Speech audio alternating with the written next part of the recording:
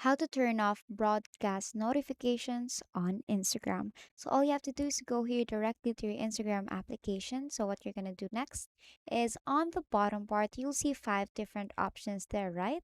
Now click on your profile icon. Now on the upper right, you'll see the three dash lines there. Click on the three dash lines and go to the gear icon, which is the settings.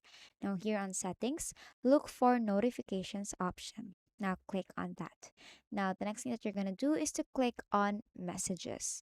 Now, under messages, you have to look for the broadcast channel invites, broadcast channel messages section, and you will see here the options off and on. So, since we want to turn off the broadcast notifications, so what you're going to do is to turn off that broadcast channel messages, including the broadcast channel invites.